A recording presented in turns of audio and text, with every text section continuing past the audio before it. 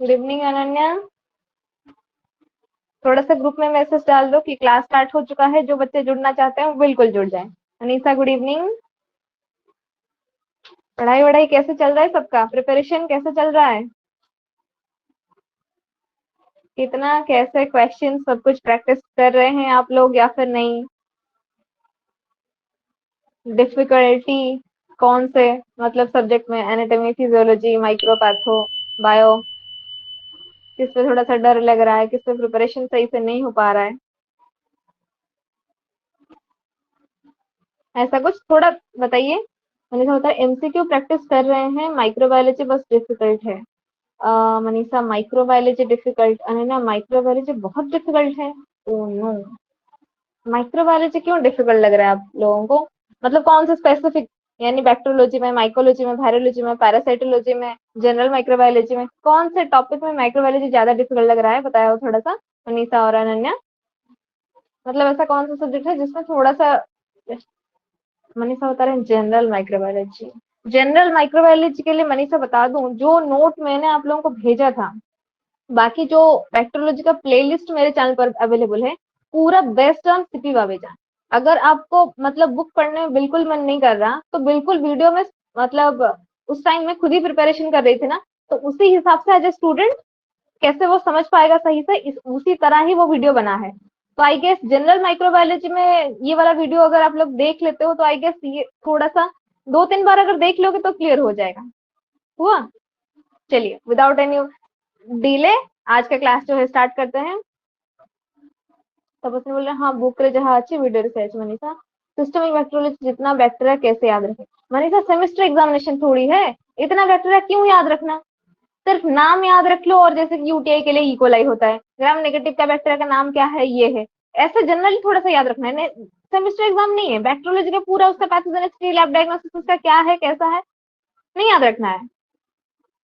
अनन्या बोल रहे हैं बस इतना थोड़ा बताइए कि माइक्रोबायोलॉजी का सब टॉपिक में इम्पोर्टेंट कौन सा है? बेटा 10 तारीख के बाद उसी टॉपिक के बारे में हम लोग डिस्कशन करेंगे। उससे पहले आज थोड़ा सा हम लोग नर्वस सिस्टम के बारे में डिस्कशन कर रहे हैं।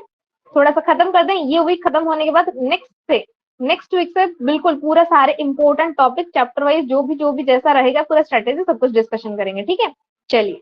तो good evening all of you. तो जितने बच्चे जुड़ चुके हैं, तो आज जो पढ़ने वाले हैं हम लोग नर्वस सिस्टम। स्थिति प्रज्ञा गुड इवनिंग।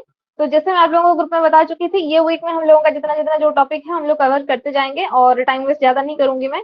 जितना हो सकता है मैक्सिमम टाइम में 45 मिनट्स लेके कंसेप्ट थोड़ा सा क्लियर करवा दूंगी, और उसके बाद थोड़ा सा एमसीक्यू देख लेंगे हम लोग। ठीक है, तो आज हम लोग पढ़ने वाले हैं सबसे most important topic anatomy physiology में। हम लोगों ने देख लिया था, जैसे कि आप लोगों का रेस्पिरेटरी हो, सर्कुलेटरी हो, रिप्रोडक्टिव हो, डाइजेस्टिव, ये सारे हम लोगों ने देख लिया है। बाकी नर्वस सिस्टम जो है वो बहुत ही इंपॉर्टेंट टॉपिक था जो कि बच गया था, एंड आज इस टॉपिक के बारे में हम लोग बात करेंगे। जो मैंने आप लोगों को बुक भेजा था ये सब 10th क्लास का बुक है। ठीक है, 10th क्लास का मेरा बुक है, वो उसमें से बहुत ही अच्छे से दिया है नर्वस सिस्टम का। तो आई होप आप लोगों ने पढ़ लिया होगा, अगर समझ गए होगे तो ठीक है, अगर नहीं समझा है तो ये 45 मिनट सारे बच्चे जो है अपने कॉपी पेन निकाल लीजिए। मैं बहुत ही इंपॉर्टेंट चीजें बताने वाली हूँ, सिर्फ जो चीजें एग्जामिनेशन पॉइंट ऑफ व्यू के लिए इंपॉर्टेंट है और जिससे पूछा जाता है क्वेश्चन, उसी टॉपिक के बारे में हम लोग बिल्कुल डिस्कशन करेंगे आज। ठीक है, तो चलिए व्हाइट बोर्ड ले आती हूँ मैं आप लोगों के लिए।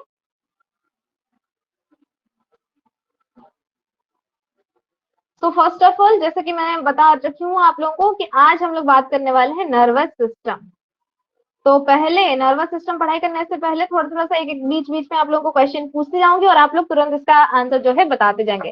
तो वर्ड नर्वस सिस्टम एक सिस्टम होता है जहां से आप लोगों का, इसके अंदर में ऐसा कौन सा चीज प्रेजेंट होता है जिसके बदले में, मतलब आप लोगों ने सपोज कहीं भी किसी भी चीज को, किसी भी हॉट चीजों को आपने टच किया, ठीक है, तो आप लोगों को पता चल जाता है। कैसे? इट्स जस्ट बिकॉज आपके बॉडी में नर्वस सिस्टम काम कर रहे हैं। तो ये सिस्टम काम करने के लिए आप लोगों को चाहिए सेल्स। तो the cells of nervous system are called as, the cells of nervous system are called as, Sthiti Pragya, Devprasad Sahu पहले बताए हैं, very good. Ananya very good. They are called as your nerve cells और योर न्यूरॉन्स। इसमें से दो क्वेश्चन इंपॉर्टेंट मतलब आने वाले ही है नर्वस सिस्टम में।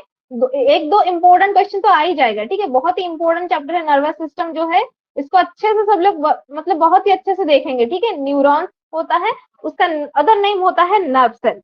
ये आप लोगों के जैसे कि आप लोगों के लीवर में कुपर सेल्स काम करते हैं, आपके जो हेपेटोसाइट्स काम करते हैं, तो ये जो है ये न्यूरॉन्स और नर्व सेल्स आपके नर्वस सिस्टम का मतलब ये जो है सेल्स होते हैं, ठीक है। तो उसका स्ट्रक्चर, फंक्शन और टाइप्स के बारे में हम लोग थोड़ा सा बात करेंगे, ठीक है। तो ये पूरा एकदम नर्वस सिस्टम जो है ये एकदम नेटवर्क है, ठीक है। ये कम्प्लेक्स नेटवर्क है जिससे आप लोगों का इम्पल्स, तो यहीं पे जो है इस चैप्टर में मैं 10 इंपॉर्टेंट मोस्ट मेडिकल टर्मिनोलॉजी के बारे में बताऊंगी, तो आप लोगों को थोड़ा सा याद रखना है उसका मीनिंग। अगर याद नहीं भी रहेगा तो भी ठीक है, लेकिन ये वर्ड जो है नर्वस सिस्टम से रिलेटेड है, ये चीजें आप लोगों को बिल्कुल पता होना चाहिए, ठीक है। पहला है इम्पल्स, सेकेंड है स्टिमुली, ठीक है। अभी के लिए बस इतना, ये दो वर्ड आप लोगों को याद रखना है। इम्पल्स, आपने किसी भी चीज को जैसे कि कैसे भी हट चीजों को या फिर कोल्ड चीजों को, जैसे कि आइसक्रीम हो, आपने उसे टच किया, आपको पता चला कि दिस इज कोल्ड। कैसे?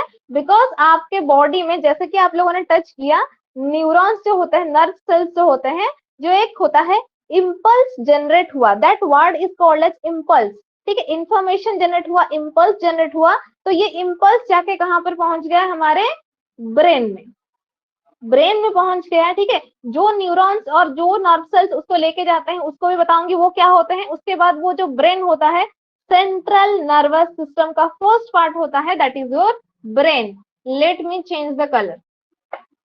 क्या चीजें मैं बता रही हूँ पूरा उसका स्कीमेटिक डायग्राम करके बता दूंगी, आप थोड़ा सा इस चीज को समझ जाइए। पहले किसी भी चीज को मैंने टच किया, ठीक है, तपस्वी ने बता रहे हैं सेंसर नर्व, वेरी गुड, उसके बारे में थोड़ा सा बात करेंगे। अभी थोड़ा सा समझ जाओ टॉपिक क्या है। किसी भी चीज को मैंने टच किया, चाहे वो हॉट हो चाहे वो कोल्ड हो, मैंने फील किया उसको हॉट और कोल्ड कैसे? कुछ नर्व सेल्स, कुछ न्यूरॉन्स होते हैं, वो जाके इम्पल्स को, that particular word is your impulse, ठीक है। इम्पल्स को क्या किया उन्होंने?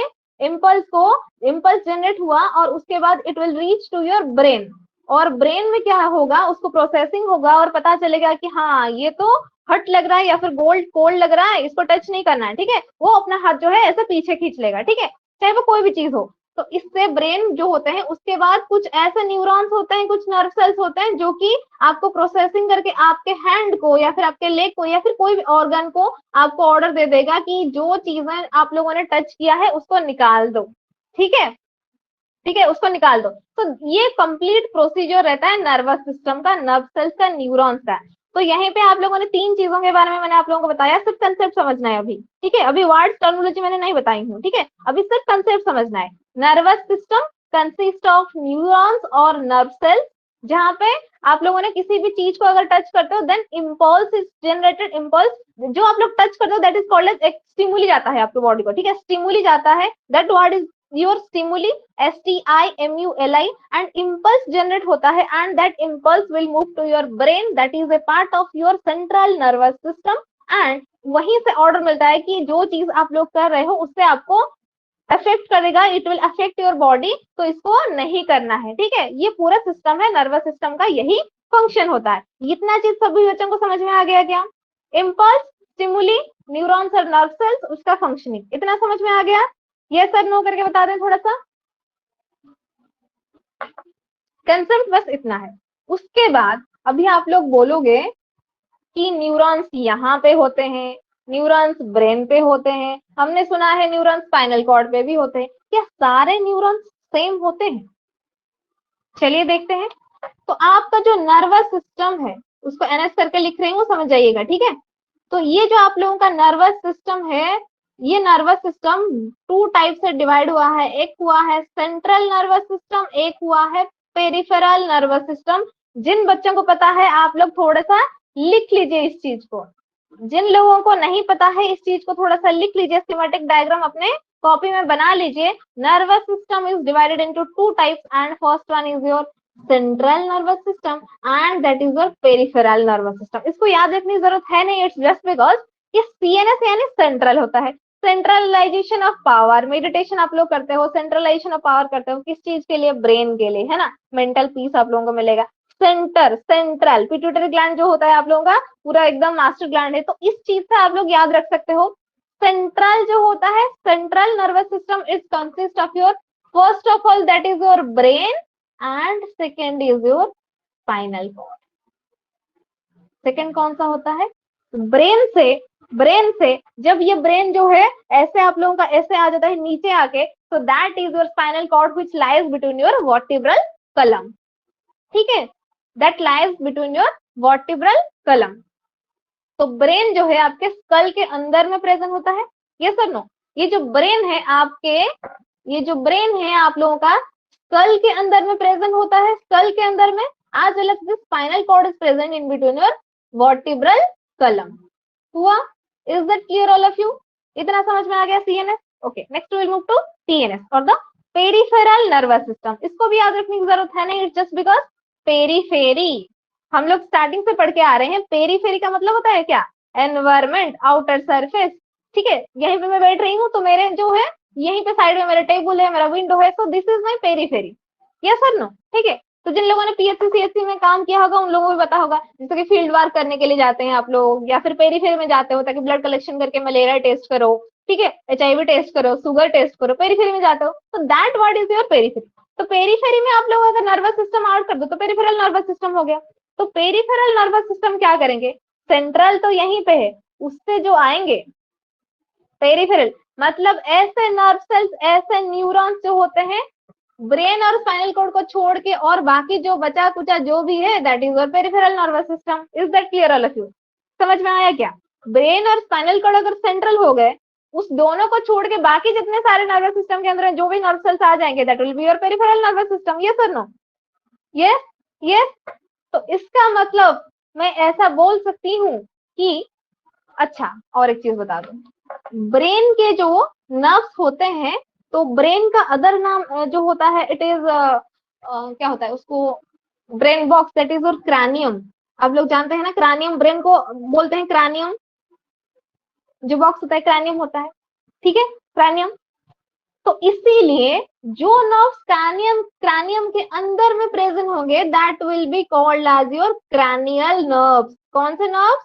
उसका स्पेसिफिक नाम है, और इसका स्पेसिफिक नाम क्यों है ये भी मैं बताऊंगी. बाकी सारे सेल्स तो सेल्स होते हैं, ये नर्व सेल्स भी उसी तरह से एक नर्व सेल्स है, सेल्स है.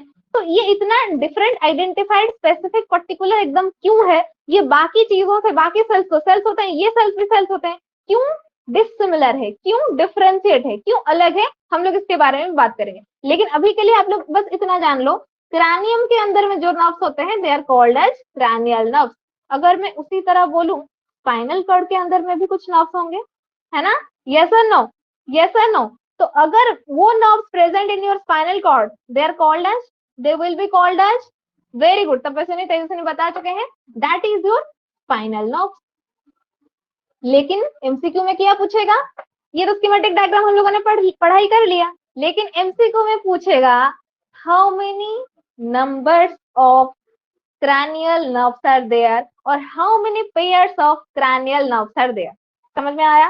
कंसेप्ट से आपका एमसीक्यू जो है थोड़ा सा, थोड़ा नहीं पूरा पूरा, जिसका कंसेप्ट क्लियर होगा एमसीक्यू उसका पूरा एकदम हो ही जाएगा ऐसे, ठीक है? तो इसीलिए कंसेप्ट इज नेसेसरी. अभी टाइम नहीं है आप लोगों को, जो नए बच्चे जुड़ चुके हैं, हम लोग कंसेप्ट समझ नहीं पा रहे हैं. अगर आप लोग पहले से जुड़ते हैं तो आप लोग पता देखते हैं मतलब कितना अच्छा लगता है. अगर आप लोग चैप्टर को समझ जाओगे तो एकदम आप लोगों को एमसीक्यू कितना अच्छा लगेगा.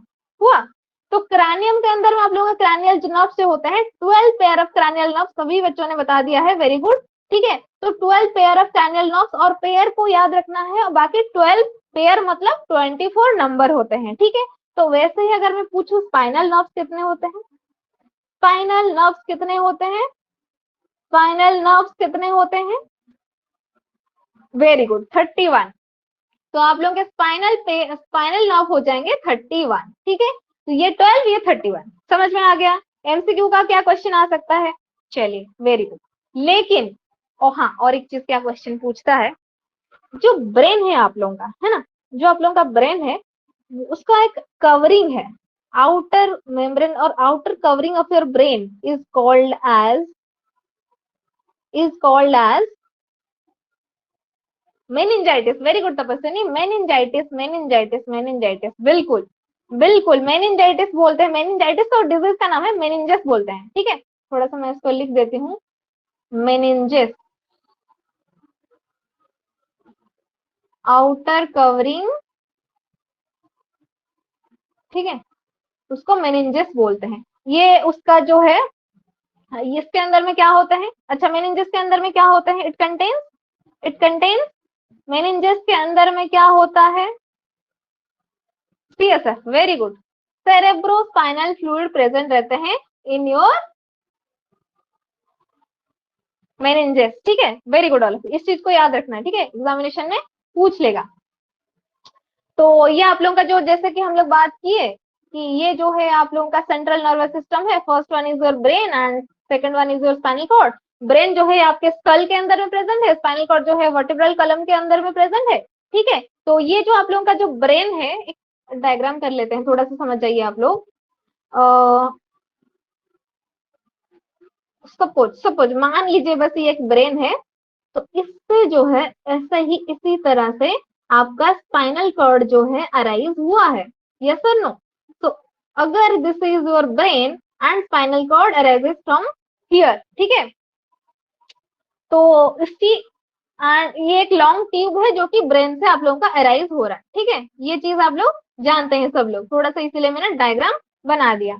चलिए, ये बताना था। उसके बाद आप लोगों का जो पीएनएस आता है, पेरिफेरल नर्वस सिस्टम आता है, वो भी आप लोगों का कितने टाइप से डिवाइड हुआ है? पीएनएस जो है वो भी आप लोगों का 2 टाइप से फिर से डिवाइड हो गया। ये पेरिफेरल नर्वस सिस्टम समझ में आ रहा है सबको? पेरिफेरल नर्वस सिस्टम यानी पेरीफेरी, यानी except your spinal cord and brain, उसके बाद में जो होता है जितने सारे नर्व सेल्स जो न्यूरॉन्स होते हैं, they are under your peripheral nervous system. लेकिन वो भी 2 टाइप से डिवाइड हुए हैं, एक है ऑटोनॉमिक नर्वस सिस्टम और दूसरा है सोमैटिक नर्वस सिस्टम। लिख लो सभी बच्चे, सभी बच्चे इस चीज को लिख लो अपने कॉपी में, जितने बच्चों को नहीं पता है। एक है ऑटोनॉमिक नर्वस सिस्टम एंड दूसरा है somatic nervous system. Very good, Vishnupriya यहीं पे लिख चुके हैं, वेरी गुड।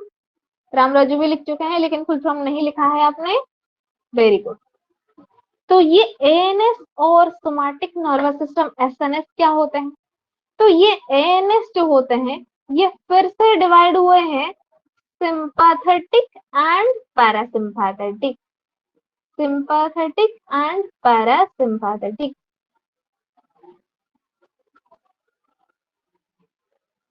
तो इसका क्या काम है? ऑटोनॉमिक नर्वस सिस्टम, यानी नर्वस सिस्टम काम करेगा ऑटोमेटिकली विदाउट योर परमिशन, आपको बिना पूछते हुए। आप लोगों ने किसी भी कहीं पे भी अगर भूत देख लिया, आपको डर लग रहा है, आपके कंट्रोल में ये है क्या? बिल्कुल, रामराजू बता रहे हैं इनवॉल्यूंटरी मसल्स नहीं, involuntary movements on your visceral organs. Visceral organs your internal organs are called as your visceral organs. तो इनवॉल्यूंटरी मूवमेंट्स जो होते हैं, इनवॉल्यूंटरी मूवमेंट का क्या मतलब होता है? इनवॉल्यूंटरी मूवमेंट का मतलब होता है जो मूवमेंट आपको बिना पूछे ही हो जाता है, जैसे कि आपके बॉडी में पेरिस्टाल्सिस होता है, यस और नो? पेरिस्टाल्सिस सब लोग जानते हैं, द वेव लाइक मूवमेंट, जैसे कि आप लोगों का खाना जो है from your oesophagus it will reach to your intestine, ठीक है, पूरा आप लोग का एलिमेंटरी केनल में from starting from your mouth it will reach to your anus. ये पेरिस्टाल्टिक मूवमेंट से फूड मूवमेंट होता है आप लोगों के बॉडी में एक वेवी लाइक स्ट्रक्चर में, जैसे स्नेक जैसे कि चल रहा होता है, ऐसे वेवी लाइक स्ट्रक्चर में, ये सर नो, ऐसा आप लोग जानते हैं, ये सर नो? तो ये एक इनवॉल्यूंटरी एक्शन है ना? ये आप लोगों को नहीं पता कि मतलब ये ऐसा हो, आप लोग चाहे तो आप लोगों ने खाना खा लिया, लेकिन आप लोग चाहते हैं कि पेरिस्टाल्सिस ना हो, ऐसा हो सकता है? ऐसा हो सकता है? नहीं हो सकता। फिर आप लोग चाहते हैं कि आप लोगों ने जैसे कि खाना वाना खा लिया, डाइजेशन वगैरह सब कुछ हो गया, लेकिन आप लोग नहीं चाहते कि ग्लोमेरुलस में फिल्ट्रेशन हो। क्या ऐसा हो सकता है कि ग्लोमेरुलस में फिल्ट्रेशन ना हो बिकॉज आप लोग नहीं चाहते? हो सकता है ऐसा? नहीं हो सकता, because these are involuntary movements, ठीक है। ये इनवॉल्यूंटरी मूवमेंट्स जो होते हैं ये आपको बिना पूछे मतलब हो जाते हैं, ठीक है। So this is opposite of your voluntary movements. Voluntary movement का मतलब क्या होता है? मुझे पेन पकड़ना है, मुझे पेन रखना है, मुझे कॉपी का ये वाला पेज चाहिए, मुझे बुक का ये वाला पेज चाहिए, मुझे खाना खाना है, एक स्नेक आ रहा है मैं उसको देख के मतलब भाग जाऊं या नहीं भाग जाऊं, ये भी मेरे ऊपर ही डिपेंड करता है। So these are voluntary action. लेकिन ये जो होते हैं इनवॉल्यूंटरी मूवमेंट्स और इनवॉल्यूंटरी एक्शंस होते हैं जो कि आपको बिना पूछे ही वो हो ही जाता है। Is that clear all of you? Is that clear all of you? थोड़ा सा भी कंसेप्ट समझ जाइए, उसके बाद बुक में आप लोगों को बताऊंगी सिंपैथेटिक में क्या क्या आते हैं। जैसे कि आप लोगों ने जैसे कि सिंपैथेटिक और पैरासिम्पैथेटिक दोनों का वाइस वर्सा काम होता है। सिंपैथेटिक नर्व जो चीजें चाहेंगे, पैरासिम्पैथेटिक नर्व सेल्स उसका अपोजिट चाहते हैं, ठीक है। जैसे कि आप लोगों का आईलिड का, जैसे कि अच्छा एक चीज आप लोग मेरे को बताओ, आप लोगों का जो आईलिड का जो आई का मूवमेंट, ये आप लोग का वॉल्यूंटरी एक्शन में जाएगा या इनवॉल्यूंटरी में? वॉल्यूंटरी में जाएगा या फिर इनवॉल्यूंटरी में जाएगा? ओके, बताइए बताइए बताइए। 31 स्टूडेंट्स अभी लाइव देख पा रहे हैं मेरे को, अभी बताइए थोड़ा सा। आप लोग अपने आंखें को ऐसे, जैसे कि क्या बोलते हैं उसको, ऐसे ऐसे करना, क्या बोलते हैं उसको, I can't recall that particular word. Blinking of eye, very good Subrat, Subrat Raut, very good. Blinking of eye, so that is your involuntary movement। हो गया। तो सिंपैथेटिक और पैरासिम्पैथेटिक के बारे में ये उसका एग्जाम्पल के साथ अभी बुक में जो एग्जाम्पल दिया है हम लोग उसी के बारे में बात कर लेंगे, ठीक है। उसके बाद नेक्स्ट दिया है आप लोगों को सोमैटिक नर्वस सिस्टम, ठीक है। तो सोमैटिक नर्वस सिस्टम क्या होता है? एनी आइडिया, किसी को कुछ पता है सोमैटिक नर्वस सिस्टम क्या होते हैं? इसका अपोजिट है, एन इसका अपोजिट है ना। एन इसका अपोजिट है। ये अगर इनवॉल्यूंटरी हुआ तो सोमैटिक नर्वस सिस्टम क्या हो जाएंगे? Voluntary movement of skeletal system. Tejaswini, very good very good very good very good. Voluntary movement of your skeletal system, यानी क्या करना है क्या नहीं करना है ये आपके ऊपर डिपेंड करता है, and that is under your somatic nervous system. हो गया सबका? हो गया सबका?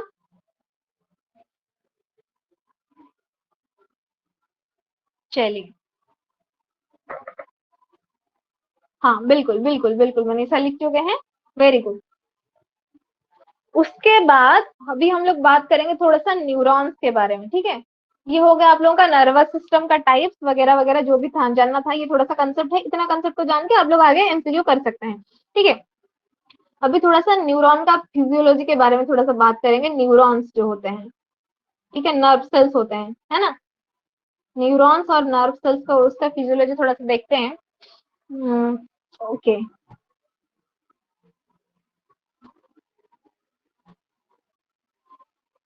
although I am not a good artist, but I'm just trying to make that particular nerve cell or the neurons। क्या ये नर्व सेल की तरह दिख रहा है आप लोगों को?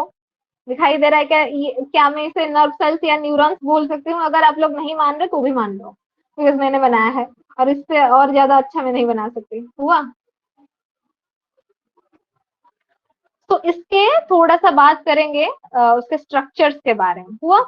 सो this particular region is your cell body, ठीक है, सेल बॉडी। और क्या आप लोग बता सकते हैं ये वाले स्ट्रक्चर को मैं क्या बोलूं? ये वाले स्ट्रक्चर को मैं क्या बोलूं? क्या आप लोग बता सकते हैं? एनीवन? एनीवन किसको पता है? सुब्रत राउत बता रहे हैं, तपस्विनी बता चुके हैं, विजयलक्ष्मी बता रहे हैं। Dendrites, very good. So these are your dendrites, okay. So this part is called as your axon, ठीक है, very good. This part is called as your axon, okay. And ये ऐसा ऐसा कुछ होता है उसके ऊपर में, उसको बोलते हैं क्या? एनीवन, किसको पता है क्या? किसी को एनी आइडिया ये क्या होते हैं? These are your myelin sheath, myelin sheath, MYELINSHEATH, myelin sheath होता है। हुआ? Is that clear? अगर आप लोग चाहते हैं बिल्कुल अपने कॉपी में ये वाला पिक्चर जो है बना सकते हैं। बाकी ये जो है गैप है, ये गैप का नाम है notes of, notes of Ranveer. तो ऐसा ही स्पेलिंग है, अगर आप लोग याद रख सकते हैं, RANVIER, नोट्स ऑफ रणवीर, ठीक है। चलिए, वेरी गुड। और एक इंपॉर्टेंट टर्मिनोलॉजी इसी के अंदर में जो कि एमसीक्यू में पूछा है, आप लोगों को रखना है याद, that is your Schwann cells. ये चीज को कोई भी ना भूले, कंसेप्ट भूल जाए, सब कुछ भूल जाए, नर्वस सिस्टम को भूल जाए, लेकिन स्वान सेल को नहीं भूलना है। That is under your nervous system. Schwann cells के बारे में क्वेश्चन पूछता है इन योर एमसीक्यू कि स्वान सेल्स किसके सेल्स होते हैं, लीवर, इंटेस्टाइन, ये वगैरह वगैरह जो भी, तो आप लोगों को बताना है this is a part of your nervous system. और ये जो कहाँ प्रेजेंट होते हैं, ये जो माइलिन शीथ होते हैं उसके ईच एंड ये आप लोग कौन से सेल से बनते हैं, ये आपके स्वान सेल से बनते हैं, ये आप लोगों को याद रखना है, ठीक है। हुआ? Is that clear all of you?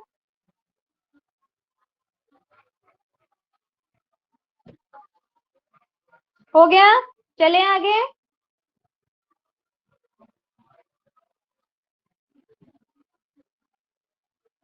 चलिए, उसके बाद हम लोग बात करेंगे, ये आप लोगों ने देख लिया न्यूरॉन के स्ट्रक्चर के बारे में। न्यूरॉन के स्ट्रक्चर के बारे में किसी और को कुछ डाउट है क्या? किसी को कोई डाउट न्यूरॉन के स्ट्रक्चर में? जो बाकी भी और बहुत सारे स्ट्रक्चर्स हैं, लेकिन इतने से क्वेश्चन आता है एमसीक्यू में, इसलिए ये इंपॉर्टेंट चीजें मैंने आप लोगों को बता दिया। हुआ? इसमें से किसी को डाउट है क्या कुछ? इसमें से किसी को कुछ डाउट है क्या? नहीं है? नहीं है? आगे चलें? आगे चलें? चलिए, स्ट्रक्चर अगर आप लोगों ने देख लिया है तो इस चीज को भी देख लो थोड़ा सा। ये जो न्यूरॉन्स होते हैं ना, ये कितने टाइप के होते हैं? ये 3 टाइप के होते हैं, ठीक है। ये न्यूरॉन्स जो है 3 टाइप के होते हैं। First one is your sensory neuron. Sensory neuron, ये सेंस करेगा कहाँ पे कुछ हो रहा है। उसके बाद क्या आ जाएगा? मोटर न्यूरॉन, ये अफेक्टर है। ये अफेक्टर। उसके बाद तीसरा वाला जो है उसका नाम क्या है? मिक्स हो सकता है, इंटर न्यूरॉन भी बोलते हैं, किसी किसी बुक में इंटर न्यूरॉन भी दिया है। हुआ? 3 टाइप के न्यूरॉन्स होते हैं। कितने टाइप के न्यूरॉन्स होते हैं? 3 टाइप के। हुआ? लिख लो इस चीज को, सभी बच्चे लिख लो।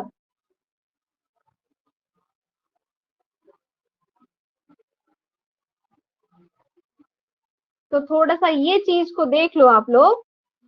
Late me change the colour. Sensory यानी it will act on your senses, यानी this is your effector neuron, ठीक है। अफेक्टर एस, थोड़ा सा कनेक्ट कीजिएगा इस चीज को। मोटर न्यूरॉन जो है इफेक्टर, यानी ये इफेक्ट डालता है। सेंसरी सेंस करके अफेक्ट करेगा, it will reach to your brain, central nervous system, and उसके बाद मोटर। जो चीज मैंने आप लोगों को बताई थी यहीं पे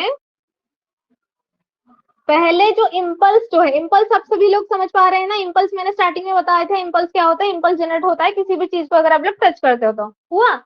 तो अगर मैं ऐसा बोलूं, कोई भी इम्पल्स जनरेट हुआ after touching any object hot और cold, then first of all किसका काम आता है? सेंसरी न्यूरॉन का। यस और नो?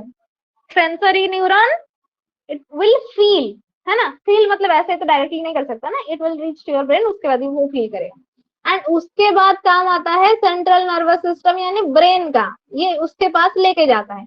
उसके बाद जो होता है एफेक्टर न्यूरॉन यानी मोटर न्यूरॉन जो होते हैं, MOTOR, मोटर न्यूरॉन जो होते हैं, उसके बाद वो लोग क्या करते हैं?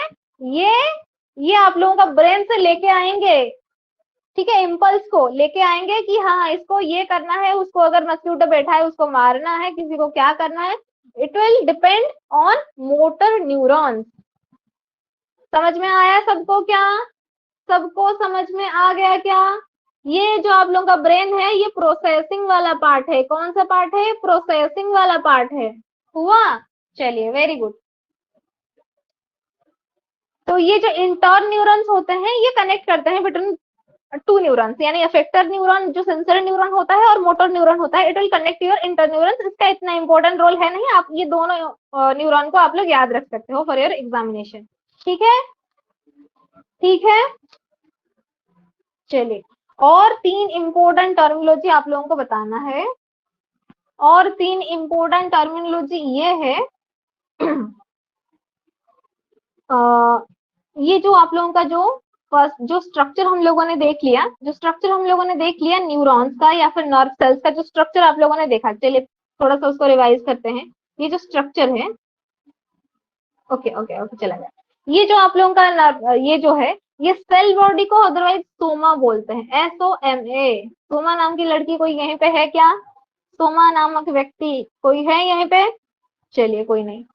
तो सेल बॉडी को सोमा बोलते हैं, SOMA, ठीक है। थोड़ा सा यहाँ पे क्लमजी लग रहा होगा ये वाला पेज, आई नो दैट, थोड़ा सा कलर डिफ्रेंशिएट करके आप लोग थोड़ा सा इस चीज को याद रखना है, ठीक है। तो सेल बॉडी जो होता है उसे हम लोग बोलते हैं अदरवाइज सोमा, ठीक है। तो उसके बाद आप लोगों को, जैसे कि सेल्स के अंदर में क्या होते हैं, साइटोप्लाज्म होते हैं, है ना। साइटोप्लाज्म के अंदर में आप लोगों का साइटोप्लाज्मिक जितने भी सारे ग्रैन्यूल्स होते हैं, जैसे कि राइबोसोम हो गया, लाइसोसोम हो गया, गोल्गी अपरेटस, ये सारी चीजें होते हैं साइटोप्लाज्म के अंदर, सेल के साइटोप्लाज्म के अंदर। लेकिन ये जो न्यूरॉन्स होते हैं, नर्व सेल्स होते हैं, इसके साइटोप्लाज्म को साइटोप्लाज्म बोला नहीं जाता। तो क्या बोलते हैं उस चीज को, दैट इज योर न्यूरोप्लाज्म। उसका अलग सा ही नाम, उसका अलग सा ही आइडेंटिटी, जम्मू कश्मीर है ये नर्वस सिस्टम आप लोगों का जो है ना, ये आपका कश्मीर है, ना ही वो पाकिस्तान का, ना ही वो इंडिया का। अभी तक डिस्कशन चल रहा है, ये अपना अपना आइडेंटिटी बना के रखा है। तो इसी तरह सेल्स के साइटोप्लाज्म होता है, लेकिन न्यूरॉन्स के साइटोप्लाज्म नहीं। न्यूरॉन्स के आप लोगों के साइटोप्लाज्म का आप लोग उसे न्यूरोप्लाज्म बोलोगे। Is that clear? Is that clear all of you? चलिए, तो अभी आएंगे मेन कैरेक्टर्स। तो सारी चीजें जो है न्यूरोप्लाज्म के अंदर में ही प्रेजेंट होगा, यस और नो? तो सारी चीजें जो है वो आप लोगों के न्यूरोप्लाज्म के ही अंदर में प्रेजेंट होगा। चलिए, तो न्यूक्लियस एक होगा, सेल के अंदर में न्यूक्लियस होता है, नर्व सेल्स के अंदर में एक न्यूक्लियस होगा, होगा है भी। सेकेंड है एक इंपॉर्टेंट वर्ड, उसको थोड़ा सा रेड कलर में मैं लिख रही हूँ, that is your NISSL, measles granule. ये वर्ड बता दूं मैं आप लोगों को, इतना इंपॉर्टेंट है। क्वेश्चन डायरेक्टली देखो, सारे सेंट्रल गवर्नमेंट में इसके फंक्शन के बारे में पूछ रहा है, लेकिन जैसे OSSC एग्जामिनेशन है डिप्लोमा वालों के लिए है, ओडिशा में सेकंड टाइम हो रहा है, थोड़ा सा सुपरफिशियल जाएगा। Measles granules present in which system, आप लोगों का ऐसा क्वेश्चन पूछ लेगा, आप लोगों को बताना है नर्वस सिस्टम। भले ही आप लोग इस चीज को जानते हो, ठीक है, लेकिन उसका फंक्शन भी आप लोग जान लो थोड़ा सा, ठीक है। आई वांट कि मेरे सारे स्टूडेंट्स क्वालिफाई हो जाएं, थोड़ा सा एक्स्ट्रा जितना भी मैं कलेक्ट कर पाई हूँ नॉलेज कहीं से भी, तो आई वांट कि आप लोग इसी चीज के बारे में पता कर सकें, ताकि कोई भी क्वेश्चन आए आप लोग थोड़ा सा उसको नजर करके भी आंसर कर सकते हैं। हुआ? थोड़ा सा एक्स्ट्रा बता दूंगी मैं, ठीक है, थोड़ा सा एक्स्ट्रा बता दूंगी, आप लोग थोड़ा सा इस चीज को नोट कर लेना। तो नीजल्स ग्रैन्यूल्स का काम क्या होता है, जैसे कि आप लोगों के सेल्स के अंदर में राइबोसोम्स प्रेजेंट होते हैं, है ना, राइबोसोम्स प्रेजेंट होते हैं, उसका काम क्या होता है, सेल्स के अंदर में जो राइबोसोम्स प्रेजेंट होते हैं उसका काम क्या होता है, protein synthesis. Suppose very good. उसी तरह आपके नर्व सेल्स जो होते हैं, न्यूरॉन्स जो होते हैं, उसके अंदर में राइबोसोम की जगह ये नीजल्स ग्रैन्यूल्स प्रेजेंट है। उसको उसको सेल का राइबोसोम जैसे होता है, न्यूरोप्लाज्म के नीजल ग्रैन्यूल जो होता है, वही आप लोगों का क्या करता है, प्रोटीन सिंथेसिस करता है। ये उसके बाद में नया नया टर्मिनोलॉजी बताती जाऊंगी, 4-5 अभी, सभी लोग आप लोग उस चीज को नोट कर ले। फर्स्ट में मैंने लिखा न्यूरोप्लाज्म के अंदर में प्रेजेंट है न्यूक्लियस, सेकंड में लिखा मैंने नीजल्स ग्रैन्यूल्स। तो आप लोगों का प्रोटीन सिंथेसिस तो हो गया। अगर एमसीक्यू में पूछ लिया protein synthesis in neurons is done by which part, तो आप लोग बता पाएंगे, व्हिच पार्ट बता पाएंगे, यस और नो? नाम बता दीजिए, थोड़ा सा बता पाएंगे? तो सेकंड में हम लोगों ने देख लिया नीजल्स ग्रैन्यूल्स। तो अगर प्रोटीन सिंथेसिस हो गया, उसके बाद ये प्रोटीन ट्रांसपोर्ट भी तो होगा, है ना। सिर्फ सिंथेसिस होके तो मतलब कुछ होने वाला है नहीं। तो अगर नीजल्स ग्रैन्यूल्स ने आपका प्रोटीन सिंथेसिस कर दिया, उसके बाद थर्ड जो आता है नया टर्मिनोलॉजी आप लोगों को याद रखना है, that is your neurofibrils, fibrils, whatever आप लोग इस चीज को बोल दो, न्यूरोफाइब्रिल्स। तो इसका काम होता है, it will transport your protein. Word नया लगेगा आप लोगों को, लेकिन अगर क्वेश्चन पूछ लिया न्यूरोफाइब्रिल का काम क्या है, या फिर ये कौन से सिस्टम के अंदर में प्रेजेंट है, बता पाएंगे ना आप लोग, यस और नो? यस और no? Neurofibrils, neurofibrils, whatever you may call it this as. हुआ? न्यूरोफाइब्रिल्स और न्यूरोफाइब्रिल ये आपके ट्रांसपोर्ट करते हैं किसको, प्रोटीन को। उसके बाद उसका पैकिंग भी तो होगा, सिर्फ ट्रांसपोर्ट होने से तो नहीं होने वाला। तो उसके लिए भी उसके अंदर में गोल्गी, गोल्जी, वट एवर आप लोग बोलते हो, Golgi bodies, Golgi apparatus, what ever आप लोग इसे बोलते हो, ये क्या करेगा, आपका पैकिंग करेगा प्रोटीन का। ये क्या करेगा, प्रोटीन को पैकिंग करेगा। यस सर नो, लिख लो सभी बच्चे लिख लो। फोर्थ पॉइंट में गोल्गी बॉडीज, और फिफ्थ में न्यूरोप्लाज्म के अंदर में और क्या प्रेजेंट होता है, दैट इज योर माइटोकॉन्ड्रिया। तो माइटोकॉन्ड्रिया का क्या काम होता है, power house of the cell. Yes sir no, mitochondria is the power house of the cell. तो it will generate what, it will produce what, it will synthesize what. ये क्या production करेगा, मनीषा ममता पात्र बता रहे हैं, वेरी गुड, तपस्विनी बता चुके हैं, very good. It will synthesise your ATP, है ना, it will synthesise your ATP. बिल्कुल बिल्कुल। तो ये मेनली 5 चीजें is present in your neuroplasm. लिख लिया सभी बच्चों ने, सभी बच्चों ने लिख लिया।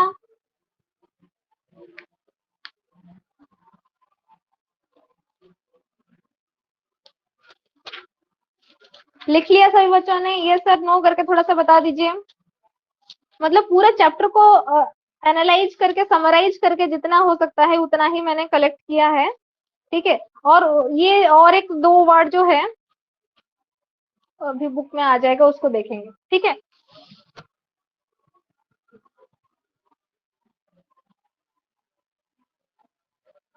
चलिए अभी ये लास्ट पॉइंट बता देती हूँ थोड़ा सा, और क्या आप लोगों को देखना है। ये स्ट्रक्चर आप लोग देख रहे हो ना, तो ये जो डेंड्राइट्स होते हैं, हाँ बिल्कुल तपस्विनी लिख चुके हैं, nucleus, nucleus granules, neurofibril, Golgi bodies, mitochondria, very good Tapaswini. तो ये जो आप लोगों का न्यूरॉन का जो डेंड्राइट्स होते हैं, they are your branched filaments. तो क्या आप लोगों को याद ऐसा आ रहा है, ऐसा कोई सेल जिसका ऐसे ब्रांच्ड फिलामेंट हो, एनी आइडिया किसी को, कि ऐसा कोई सेल्स आप लोगों के बॉडी में प्रेजेंट है like that of your nerve cell और न्यूरॉन्स, इसका भी ब्रांचिंग फिलामेंट्स है, जैसे कि ये इसका ब्रांचिंग फिलामेंट्स है ना, ये सेल्स तो होते हैं ना, ये individual particular one and single cell ना, ये सर नो। तो क्या ऐसा कोई सेल है आपके बॉडी में जिसके पास ऐसे ब्रांचिंग फिलामेंट्स होते हैं? नहीं सोनालिका नहीं, नेफ्रॉन तो नहीं होगा, ऐसे नहीं होते, नेफ्रॉन का तो ऐसा ब्रांचिंग फिलामेंट नहीं होता। बता दूं आप लोगों को, न्यूरॉन और nerve cell is the one and only particular individual cell which has the branching filaments and they are called as your dendrites. ये क्या करते हैं, सारे इम्पल्स जो आता है, आपने किसी चीज को टच किया, ये जो इम्पल्स होता है इट विल कलेक्ट। ये डेंड्राइट्स जो होते हैं चारों तरफ से ऐसे कलेक्ट करेंगे, suppose this is one of your finger, right, this is one of your dendrite, dendrite, dendrite and dendrite, and they will collect the impulse. And एक सपोज फॉर एग्जाम्पल, ये भी आप लोगों का नर्व सेल न्यूरॉन्स की तरह दिखता है ना, so this is your dendrites and this is your cell body or your soma, right, and this is your axon, ठीक है। थोड़ा सा यहीं पे आप लोग प्रैक्टिकल देख लो, and this is your axon। तो आप लोगों का कोई भी इम्पल्स गया, ठीक है, यहीं पे दो इंपॉर्टेंट चीजें बताऊंगी, सभी बच्चे दो मतलब बहुत ही अच्छे से ध्यान से देखना सभी बच्चे, ठीक है। ये इम्पल्स जो होता है ये दो टाइप का होता है, एक इलेक्ट्रिकल इम्पल्स, दूसरा केमिकल इम्पल्स। दोनों इम्पल्स आपके बॉडी में थ्रू योर नर्व सेल्स और न्यूरॉन्स ये कंडक्ट होते हैं, ठीक है। तो इलेक्ट्रिकल इम्पल्स कब जनरेट होता है, एज वेल एज आप लोगों का केमिकल इम्पल्स कब जनरेट होता है, ये चीज आप लोग ध्यान से देखेंगे अभी, ठीक है। सपोज कोई भी इम्पल्स आया यहीं पे, तो ये एक one and only particular nerve cell और न्यूरॉन्स है, इसके अंदर में डेंड्राइट्स ने कलेक्ट किया इम्पल्स, तो ये आप लोगों का सेल बॉडी को जाते हुए it will reach to your axon, yes और नो, एक्सॉन पे जाएगा and this black colour circular structure as your axon terminals, ठीक है। यहीं पे थोड़ा सा let me change the colour, ठीक है, ये मैं थोड़ा सा येलो कलर लेके आती हूँ, यानी डेंड्राइट से लेके एक्सॉन टर्मिनल तक जो इम्पल्स आप लोगों का फ्लो करेगा and that will be called as your electrical impulse. ये येलो कलर वाला इम्पल्स और सिग्नल आप लोग बोल दो, सिग्नल, ठीक है, सिग्नल आप लोगों को सही से याद रह जाएगा।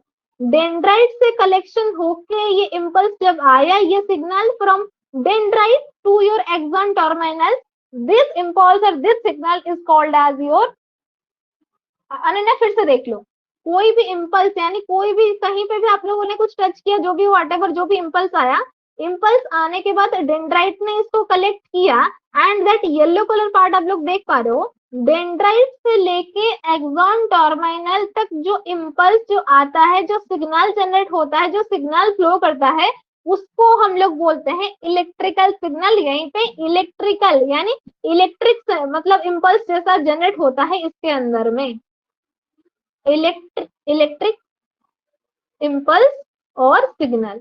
येलो कलर, डेंड्राइट से लेके एक्सॉन टर्मिनल तक एक ही नर्व सेल में, एक ही नर्व सेल में, एक ही न्यूरॉन में, इधर से लेके इधर तक जो इम्पल्स जाता है, जो सिग्नल जाता है, that is your electrical impulse और electrical signal. Is that clear all of you? सबको समझ में आया क्या? बता दीजिए थोड़ा सा, बता दीजिए थोड़ा सा, सबको समझ में आया क्या? एनीवन जिसको समझ में नहीं आया? तो फिर आप लोग पूछोगे अगर ये सिग्नल इलेक्ट्रिकल है, केमिकल है, तो न्यूरॉन से एक न्यूरॉन इधर से, ठीक है, एक न्यूरॉन इधर से, दूसरा न्यूरॉन इधर से, लेकिन इस दोनों के बीच में ये डायरेक्टली ऐसा कांटेक्ट नहीं होता, ठीक है, ये दोनों नर्व सेल्स अगर हो गए तो ये डायरेक्टली ऐसा कांटेक्ट नहीं होता, यहीं पे ना एक गैप होता है, ठीक है, यहीं पे गैप होता है, वो गैप को बोलते हैं हम लोग, क्या पता है? सिनेप्स। तपस्विनी पहले बोल चुके हैं, very good Tapaswini, that is your synapse, SYNAPSE। यानी यहीं पे एक न्यूरॉन आया, यहीं पे और एक न्यूरॉन, ठीक है, लेकिन ये डायरेक्टली कांटेक्ट नहीं है उसके अंदर में, ये इसके बीच में एक गैप है, ठीक है, दैट इज योर सिनेप्स, और उसके अंदर में सिनेप्टिक क्लेफ्ट वगैरह वगैरह और कुछ चीजें होती है, ठीक है, लिख दैट। तो इधर से एक न्यूरॉन से दूसरे न्यूरॉन के बीच में जो इम्पल्स सिग्नल यहीं पे जाएगा, that will be your chemical signal. Chemical एक न्यूरॉन से दूसरे न्यूरॉन, लेकिन एक न्यूरॉन के अंदर में जो हुआ, that is your electrical. Is that clear all of you? क्या ये चीज सबको समझ में आया? बता दीजिए थोड़ा सा, एनीवन जिसको समझ में नहीं आया, फिर से बोलूं, इंपॉर्टेंट टॉपिक है, जितना आप लोग कंसेप्ट क्लियर करोगे उतना ही आप लोग एमसीक्यू में अच्छे से ध्यान दे पाओगे। हुआ? 1 सेकेंड रामराज, ठीक है, कोई नहीं, फिर से समझ ली, ठीक है। चलिए एक बार में आप लोग इस तरह से आप लोग ये समझ लीजिए, ये मेरे पास एक न्यूरॉन है, ये this is your first neuron, this is your second neuron. हुआ? तो ग्रीन कलर में हम लोग देखेंगे अभी, एक इम्पल्स कोई भी आया, ठीक है, एक इम्पल्स आया, उसके बाद क्या हो गया ना, ये जो इम्पल्स है, ये डेंड्राइट ने कलेक्शन किया, डेंड्राइट ने इम्पल्स को कलेक्शन किया, वो वाला इम्पल्स को डेंड्राइट ने, उसके बाद डेंड्राइट से लेके इधर तक एक ही न्यूरॉन में जो इम्पल्स जाता है, जो सिग्नल जाता है, दैट इज योर इलेक्ट्रिकल। उसके अंदर में इलेक्ट्रिसिटी जैसा इम्पल्स उसी के अंदर में होता है, ठीक है, जो कि बाकी सेल्स के अंदर में नहीं होता, लेकिन नर्व सेल्स और न्यूरॉन्स के अंदर में होता है, इसीलिए थोड़ा सा डिफरेंट है फ्रॉम अदर सेल्स, ठीक है। लेकिन एक न्यूरॉन से दूसरे न्यूरॉन के बीच में एक गैप होता है, उसको हम लोग सिनेप्स बोलते हैं। उस यहाँ से यहाँ तक कैसे आएगा सिग्नल? जो है इधर तो पहुंच गया, स्टार्टिंग से एंडिंग तक तो पहुंच गया, लेकिन दूसरे न्यूरॉन के पास कैसे जाएगा? ये जो होता है सिनेप्स के अंदर में, that is your chemical signal. And here आपके केमिकल सिग्नल के वजह से इम्पल्स जो है from one neuron it will reach to your second neuron. समझ में आया क्या? अभी समझ में आया क्या रामराजू सौम्याश्री?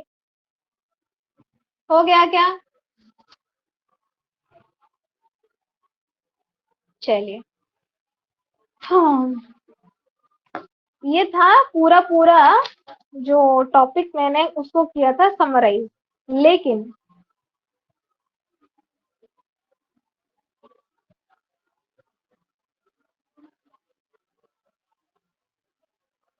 हाँ, और दो इम्पोर्टेंट चीज आप लोग याद रख लो एमसीक्यू के लिए। जैसे सारे सेल्स के पास अपना अपना बॉडी जो होता है जैसे कि होता है, लेकिन न्यूरॉन्स के पास ऐसे ब्रांचिंग फिलामेंट होता है अपने, उसका जो सेल का बॉडी जो है ये ब्रांचिंग फिलामेंट की तरह नहीं है ऐसा ऐसे जो, इसीलिए ये बाकी सारे सेल्स से डिफरेंट है, ठीक है, ये चीज को आप लोग याद रखना। अगर कहीं पे भी अगर एमसीक्यू पूछ लिया ऐसा कि डिफ्रेंशिएट या फिर क्वेश्चन पूछ लेगा, ये चार सेल्स के अंदर में से आप लोग एक किसी भी सेल को मतलब डिफरेंट कोई है, अलग कोई है, सेपरेट कीजिए, तो उसके अंदर में अगर न्यूरॉन्स दिया होगा तो अभी से ही क्लास से ही आप लोग उसके अपने दिमाग में फिट कर लो, neurons are different type of cells because they have branching filaments जो कि बाकी कोई सेल्स के पास नहीं है। हुआ? फर्स्ट पॉइंट सभी बच्चों ने याद रख लिया। सेकेंड पॉइंट आप लोगों को याद रखना है, ये सेल के पास न्यूक्लियस तो है but doesn't have centrosome, CENTROSOME। इसके पास न्यूक्लियस तो है लेकिन सेंट्रोसोम नहीं है, इसीलिए इट कांट डिवाइड, ये डिवाइड नहीं हो सकता, ये डिवाइड नहीं हो सकता। यानी एक न्यूरॉन से अगर आप लोग सोचते हो कि 4-5 और न्यूरॉन्स बन जाएंगे तो आप लोग बिल्कुल गलत हो, ऐसा नहीं हो सकता, because they don't have any centrosome जो कि डिवाइड होकर दूसरा एक न्यूरॉन बना ले। हुआ? ये दो इंपॉर्टेंट चीजों को आप लोग एमसीक्यू के लिए रखोगे याद, additional information on your nervous system. हुआ? Is that clear all of you? थोड़ा सा यस नो करके बता दीजिए। थोड़ा सा नर्वस सिस्टम के बारे में थोड़ा सा कॉन्फिडेंस आ रहा है कि कोई भी अगर क्वेश्चन पूछेगा, कोई भी कैसा भी क्वेश्चन, थोड़ा सा you can attend that. Okay, चलिए उसको पूरा एकदम क्लियरली समझते हैं। कैसे? From your book. जैसे मैंने आप लोगों को बताया था इंपॉर्टेंट चीजें उस बुक में क्या है मैं बताती हूँ।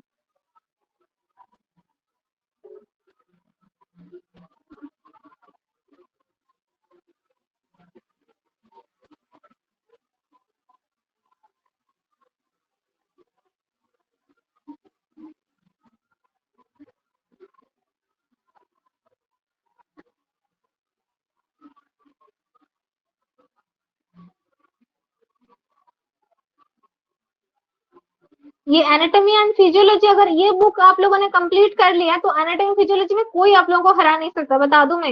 आप लोगों को ग्रुप में ये बुक मैं आप लोगों को भेज चुकी हूँ, ये 10th क्लास का बुक है भला ही, लेकिन आप लोगों का इतना कंसेप्ट क्लियर कर देगा एनाटॉमी फिजियोलॉजी का। आप लोग कहीं पे भी कितने भी बुक आप लोग पढ़ लो, इतना मतलब समराइज स्पेसिफिक मतलब करके इतने अच्छे से कहीं पे नहीं दिया हुआ। ठीक है, इस बुक को अगर टाइम मिलता है एनाटॉमी फिजियोलॉजी इस बुक में आप लोग कंप्लीट कर दो, अगर सच में आप लोग एनाटॉमी फिजियोलॉजी का पूरा क्वेश्चन अटेंड करना चाहते हो तो।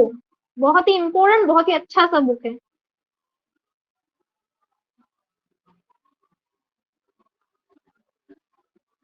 कंट्रोल एंड कोऑर्डिनेशन है चैप्टर का नाम। ठीक है, तो यहीं पे आप लोग थोड़ा सा स्टिमुली यहीं पे लिखा है।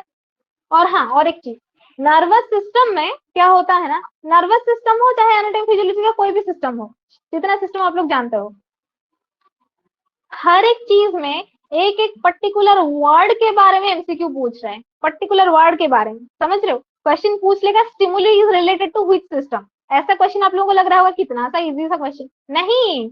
अगर स्टिमुली वर्ड आप लोग नहीं जानते हो तो यू कांट कोरिलेट दैट कि ये आप लोग का नर्वस सिस्टम के अंदर में आएगा। ठीक है, तो ये चैप्टर में से अगर आप लोग कंप्लीट कर पाते हो तो ठीक है, मतलब एग्जाम से पहले ये वाला बुक का जो लाइफ प्रोसेस का जितना सारा टॉपिक है, एक्सक्रीटोरी रिप्रोडक्टिव नर्वस एंडोक्राइन, जितने सारे टॉपिक है कंप्लीट कर लो। बहुत ही इजी लैंग्वेज में दिया है, पूरा इजी इंग्लिश, क्योंकि 10th क्लास का बुक है। ठीक है, और उसके बाद अगर आप लोग सोचते हो कि समझ में नहीं आया, सिर्फ एग्जाम से पहले जो जो वर्ड जो है कलर्ड वर्ड है उस वर्ड को थोड़ा सा देख के चले जाना। इट्स एक advice for all of you. ठीक है, advice, order, suggestion, request, what ever आप लोग सोच लो, अगर आप लोग क्वालिफाई करना चाहते हो तो जो इम्पोर्टेंट वर्ड, जो कलर वर्ड जो दिया गया है उस वर्ड को थोड़ा सा नजर करके चले जाना। क्या चीज है, कैसा है, आप लोग भूल जाओ, लेकिन रिलेटेड टू व्हिच सिस्टम इसके बारे में थोड़ा सा आप लोग देख के चले जाना। हुआ? कर लेंगे ना इतना सा? क्वालिफाई करने के लिए विटामिन फर्स्ट चैप्टर, सेकंड और एक क्या था, क्लॉटिंग फैक्टर, थर्ड वाला ये, जैसे कि आप लोगों का 12th में मैट्रिक्स डिटर्मिनेंट मैथ में पढ़ के आप लोग क्वालिफाई करने के लिए जो चाहते हैं सर यही बताते हैं ना। तो जो जो चीजें बता रहे हूँ, जो जो लोग सोचते हैं कि आप लोग क्वालिफाई नहीं कर पाओगे, minimum what are the requirement. ठीक है, आई एम सेइंग। ठीक है, चलिए, तो स्टिमुली आप लोगों ने देख लिया, स्टिमुली क्या होता है यहीं पे कि the changes in the environment और environmental factors in which the organisms respond, हम लोग रेस्पॉन्ड कैसे कर रहे हैं, तो दैट इज योर स्टिमुली।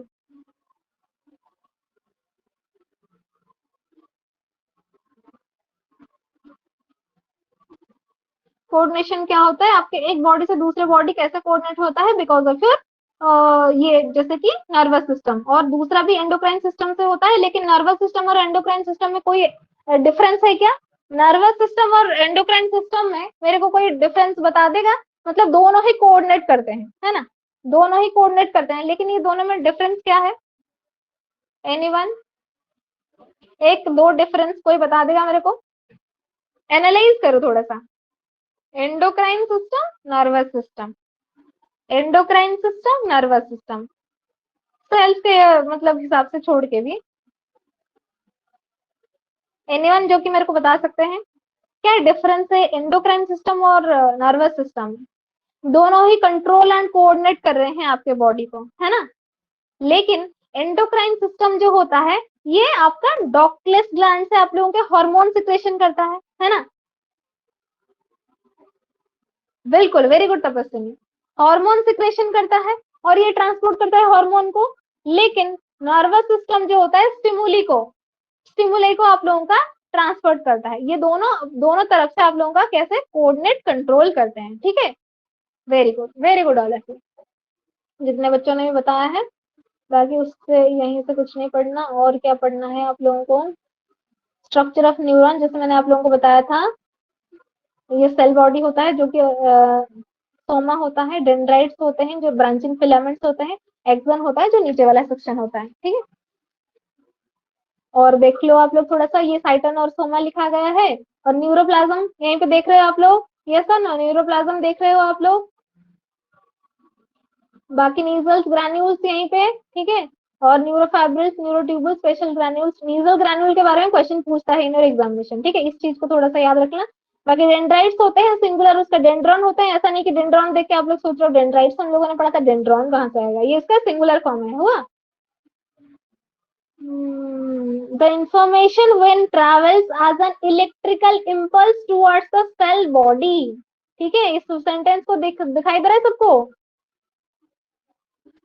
उसके बाद नेक्स्ट आ जाएगा आप लोगों को axon, cylindrical protoplasmic processes uniformly, बाकी टर्मिनल लिबर्ट। चलिए इतना हो गया। नेक्स्ट और क्या है, ये स्ट्रक्चर को आप लोग थोड़ा सा, ये स्ट्रक्चर सभी बच्चे थोड़ा सा अपने दिमाग में नोट कर लो, बहुत ही इंपॉर्टेंट है। स्ट्रक्चर ऑफ न्यूरॉन कौन से क्या क्या पार्ट है? देखिए ये न्यूक्लियस ग्रैन्यूल्स कहाँ पे प्रेजेंट है, डेंड्राइट्स कौन सा होते हैं, साइटन और सेल बॉडी टोटल होते हैं, न्यूक्लियस उसके अंदर में प्रेजेंट होते हैं, एक्सॉन जो नीचे वाला पूरा होता है दैट इज योर एक्सॉन, ये जो होते हैं मेडुलरी स्ट्रिप्स होते हैं, ये न्यूरोलेमा उसके अंदर में, न्यूरोलेमा को छोड़ लो, नोड्स ऑफ रैनबर जो इसके अंदर में, यहीं पे थोड़ा सा डिफरेंस है दैट इज योर, एक माइलिन शीथ हुआ, दूसरा माइलिन शीथ है, उसके बीच में थोड़ा सा गैप है, उसको नोड ऑफ रैनबर बोलते हैं ये, और इसका यहीं पे न्यूक्लियस और एक है, और यहीं पे स्वान सेल्स प्रेजेंट होते हैं माइलिन शीथ के अंदर में, ठीक है? और ये एक्सॉन टर्मिनल होते हैं। टर्मिनल हम लोग एंडिक पार्ट को बोलते हैं ना टर्मिनल, जैसे टर्मिनल एग्जामिनेशन हुआ है ना, टर्मिनल, TRMINL।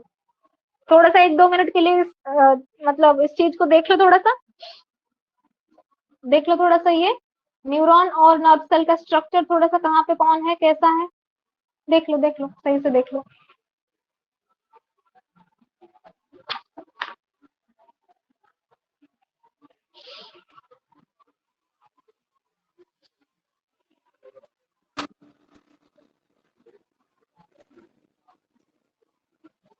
बाकी नर्व इम्पल्स जो भी है वट एवर जो भी दिया गया है, डेंड्राइट और एक्सॉन के बीच में डिफरेंस यहीं पे बताया गया है। पैसेज ऑफ इम्पल्स को थोड़ा सा यहीं पे देख लो। स्टिमुलस, कोई भी स्टिमुलाई आया, डेंड्राइट ने उसे कलेक्ट किया, उसके बाद ये सेल बॉडी यानी सोमा के पास गया, उसके बाद ये एक्सॉन के पास गया, एक्सॉन टर्मिनल के पास गया, उसके बाद ये क्या होता है, पैसेज ऑफ इम्पल्स थ्रू सिनप्स, ठीक है? सिनप्स तक जाने के लिए एक ही न्यूरॉन के अंदर में क्या क्या मतलब होता है, ये हो गया उसका passage, stimulus, dendrite, cell body, axon, axon terminal. Cranial nerve का ये जो कैसे याद करें, उसका एक निमोनिक्स मैंने बनाया था, ठीक है? ये एक यूट्यूब चैनल मेरे चैनल पे ही अपलोडेड है, क्रैनियल नर्व को कैसे याद रखना है, ठीक है? Don't worry. अरे किसी ने अनम्यूट कर दिया है, थोड़ा सा म्यूट कर दो, उसको सुनाई नहीं दे रहा। किसने किया है? पृथ्वीराज ने किया है, ठीक है? तो ये क्रैनियल नर्व्स को कैसे याद रखना है, उसका निमोनिक्स मैंने अपने चैनल पे मतलब अपलोड किया था, उसका लिंक मैं दे दूंगी, आप देख लेना तब उसने थोड़ा सा क्रैनियल नर्व्स का याद कैसे करना है, ठीक है? चलिए बाकी न्यूरोट्रांसमीटर, ये सारी चीजें जो है नर्वस सिस्टम से रिलेटेड है, याद रखना इस चीज को। टाइप्स ऑफ न्यूरॉन्स में सेंसरी बताया था, जैसे मैंने कि सेंसरी होता है, मोटर होता है, इफेक्टर और रिलेइंग और कनेक्टर न्यूरॉन इस बुक में दिया गया है। बाकी 12th क्लास का मैंने बुक देखा था तो उसमें लिखा था इंटर न्यूरॉन्स होते हैं, ठीक है, बाकी सेम होते हैं और बाकी चीजें मैंने आप लोगों को समझा दिया है। ये जो सिंपैथेटिक और पैरासिम्पैथेटिक के बारे में बोल रही थी कि यहीं पे दिया गया है। हाँ, और इस चीज को भी याद रखना थोड़ा सा, कोई भी स्टिमुली अगर हिट से आया तो उसका कौन सा रिसेप्टर जो है उसको रिसीव करेगा, थर्मो रिसेप्टर। थर्मल यानी ब्रेन का कौन सा पार्ट क्या रेगुलेट करता है, थोड़ा बताइए। ओके ठीक है, ठीक है, अभी बताती हूँ। इस चैप्टर यहीं पे आएगा, यहीं पे ही आएगा, आगे ही आएगा, उसका पिक्चराइजेशन का देख लेंगे, ठीक है। अनिता बता रहे हैं थर्मो रिसेप्टर हिट, अगर कोई भी हिट वाला चीज को हम लोगों ने टच कर लिया तो क्या आ जाएगा, थर्मो रिसेप्टर उसको बोलते हैं। कौन सा रिसेप्टर उसे रिसीव करेगा, that is your thermo receptor and this is present in your skin. अगर कोई कोल्ड हो गया, कोल्ड कैसे आप लोगों को पता चलता है, इसका भी आपका थर्मो रिसेप्टर है, ठीक है, ये भी आपके स्किन के अंदर में प्रेजेंट है। लेकिन अगर कोई लाइट जो है, लाइट आप लोग देख कैसे पा रहे हैं, इट्स बिकॉज ऑफ कौन सा रिसेप्टर, कौन सा रिसेप्टर की वजह से आप लोग देख पा रहे हैं, it's because of your photo receptor. ये जो वर्ड है याद रख लो, जो लोग क्वालिफाई करना चाहते हो, बता दूं मैं, मिनिमम मिनिमम चीजें हैं इसी रिलेटेड से आप लोगों को क्वेश्चन आ जाएगा कुछ ना कुछ, ठीक है। फोटो यानी लाइट, लाइट यानी लाइट से जो रिसेप्टर आप लोग रिसीव करते हो, that is your photo receptor. And ये कहाँ पे प्रेजेंट है, आईज में। साउंड, अगर आप लोग कुछ सुन रहे हो, ये कौन सा रिसेप्टर करेगा, फोन रिसेप्टर। फोन तो आप लोग जानते ही हो, फोन से ही फोन रिसेप्टर आ जाएगा। ये कहाँ पे प्रेजेंट है, आपके ईयर्स में प्रेजेंट है। स्मेल, स्मेल जैसे कि आप लोग, जैसे कि स्मेल मतलब अल्फा, अल्फैक्टरी ऑर्गन आप लोग नोज को बोलते हो, ठीक है, तो अल्फैक्टरी रिसेप्टर, ठीक है, तो ये हो जाएगा आप लोगों के नोज में। बाकी टेस्ट, टेस्ट में आप लोग देख लो थोड़ा सा, इस चीज को मैं थोड़ा सा ये कर देती हूँ, गस्टा रिसेप्टर, कौन सा, गस्टा रिसेप्टर्स, ठीक है, गस्टर्ड रिसेप्टर ये आपके टंग में प्रेजेंट होता है, that is for your taste, ठीक है, टेस्ट के लिए। अगर याद नहीं रहता है, ठीक है, आज अभी देख लो थोड़ा सा, कल भी सुबह सुबह उठ के इस चीज को थोड़ा सा देख लेना, नहीं तो बाकी दोस्तों से एक दो बार प्रैक्टिस कर लोगे तो हो जाएगा, ठीक है। टच के लिए भी आप लोगों का टंगो रिसेप्टर होता है, टच यानी टंगो, ठीक है, ये मेरा फेवरेट है, टंगो टैंगो वटेवर आप लोग बोल सकते हैं इसको, टैंगो रिसेप्टर्स टच के लिए हुआ। ये भी आप लोगों का कहाँ पे प्रेजेंट है, इसको हम लोग स्किन बोल सकते हैं ना। इतना 7 जो है लोकेशन, उसका लोकेशन ऑफ रिसेप्टर और उसके बाद नेम ऑफ रिसेप्टर्स। और बाकी जो यहीं पे ब्लैक कलर में जो जो लिखा है, आप लोगों को टाइम मिलता है तो आप लोग इसको इस चीज को थोड़ा सा पढ़ लीजिएगा। हुआ, नेक्स्ट चलते हैं।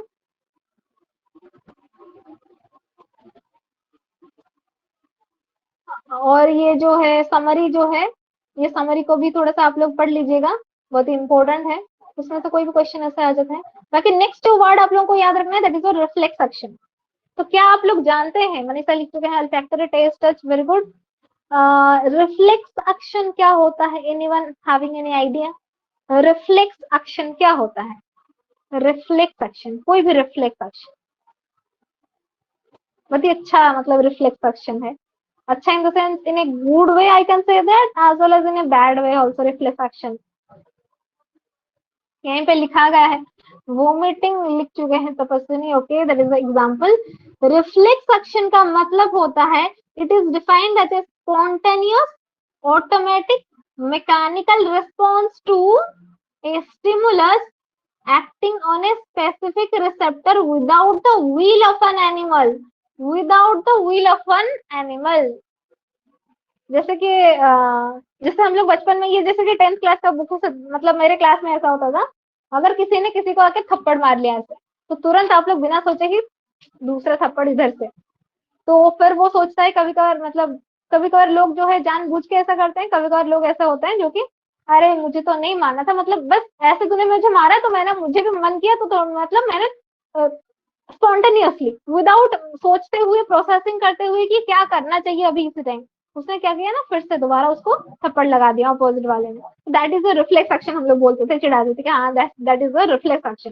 तो रिफ्लेक्स एक्शन क्या होता है, ये कोई भी स्टिमुली होता है, ठीक है, आपने किसी चीज को कुछ भी किया तो एक स्टिमुली गया, इम्पल्स गया, लेकिन आपका जो है इफेक्टर यानी प्रोसेसिंग होगा, इसके बाद मोटर न्यूरॉन्स काम करेंगे, ठीक है, लेकिन उससे पहले ही आप लोग, मतलब चाहते हुए ना चाहते हुए, without the will of that particular human और एनिमल, आप लोगों का तुरंत ही एक्शन आ जाता है, and that is the reflex action. समझ में आया क्या, रिफ्लेक्स एक्शन कोई भी ऐसे ही आप लोगों का तुरंत एक रिएक्शन आ जाता है। जैसे लिखे हैं मनीषा, जैसे मस्कीटो काटने से हम लोग जो रिएक्ट करते हैं। हाँ बिल्कुल बिल्कुल, मतलब प्रोसेसिंग होने से पहले हम लोगों ने देखा ही नहीं, थप्पड़, है ना, तालियां पूरा बज जाता है वहीं पे। तो that is a reflex action. बाकी रिसेप्टर वगैरह ये सब कुछ जो है, involuntary action, voluntary action, okay. और जो चार्ट मैंने आप लोगों को बताया था, nervous system central, peripheral, brain, spinal cord में डिवाइड हुआ है। ये ऑटोनॉमिक नर्वस सिस्टम, ये वॉलंटरी नर्वस सिस्टम लिखा है, लेकिन जो 12th क्लास का बुक में लिखा था somatic nervous system, then I guess कि थोड़ा सा आप लोग उसमें बात कर लो। ठीक है, ये है सेंट्रल नर्वस सिस्टम, जिसके अंदर में आप लोगों का प्रेजेंट है brain and spinal cord. Brain आपके हेड में प्रेजेंट होता है, as well as spinal cord आप लोगों के नेक में, as well as trunk region. ठीक है, ट्रंक रीजन में प्रेजेंट होता है, यहीं पे लिखा गया है। और थोड़ा सा अगर आप लोग स्ट्रक्चर को देख लोगे, ये जो लिखा गया है सेरेब्रम, ठीक है, डोंट गेट कंफ्यूज, क्योंकि मैं भी स्टार्टिंग से कंफ्यूज हमेशा हो जाती थी 12th क्लास में, तो मेरा जो ये वीक पॉइंट यही था। सेरेब्रम और सेरेबेलम में मेरे को बहुत ही मतलब डिफरेंस मेरे को याद नहीं रहता था, मैं दोनों को सेम समझती थी। ठीक है, तो आप लोग ना समझे इस चीज को। Cerebrum is the largest part of your brain.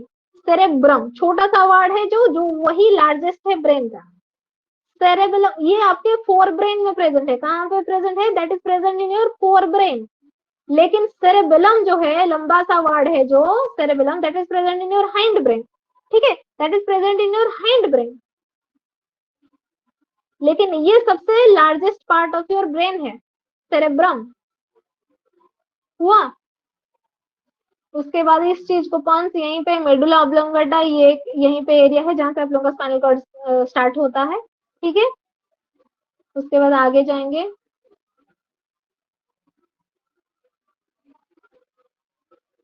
हाँ मनीषा लिख चुके हैं बिल्कुल। तो अभी तब उसने जैसे बता रहे थे कि ब्रेन के बारे में थोड़ा सा बात करना है।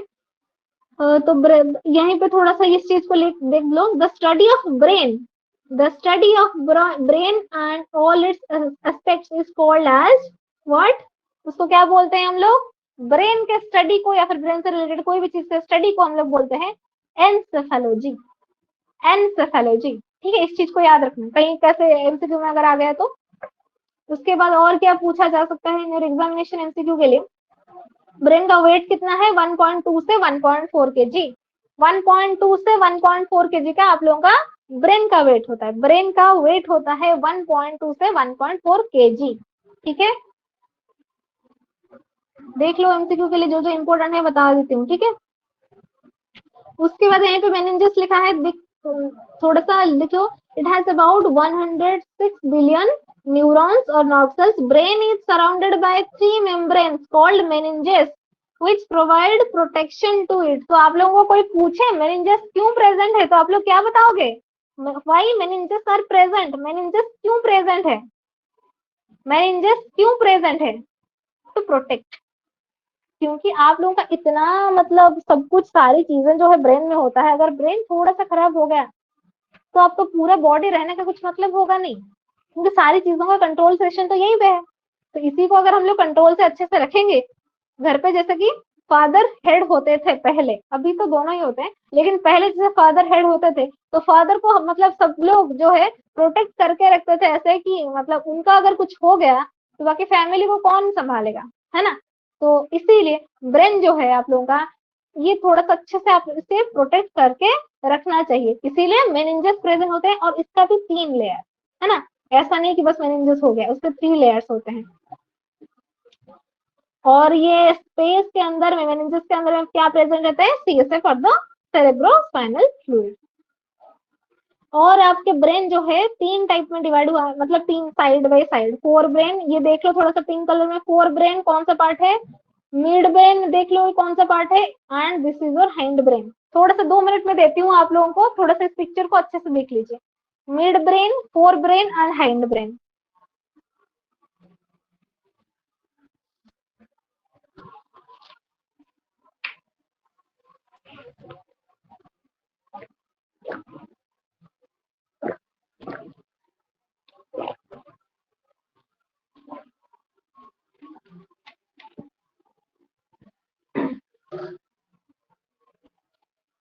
बिल्कुल, थोड़ा सा अपने ऊपर इमेजिन कर लीजिए।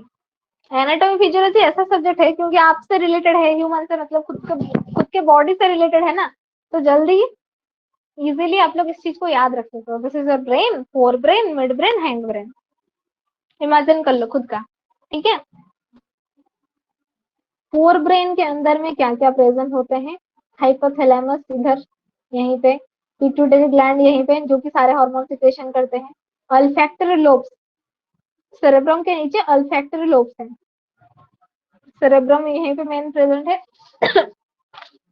तो this is under your forebrain. Midbrain इधर से होता है, as well as hindbrain में भी इंपॉर्टेंट चीजें रहते हैं, that is your pons, cerebellum, medulla oblongata, और स्पाइनल कॉर्ड तो इधर से राइज होता ही है, ठीक है। ये तीन चीजें आपके हैंड ब्रेन के अंदर में प्रेजेंट होते हैं, लिख लो। cerebrum is present in your forebrain and cerebellum is present in your hindbrain,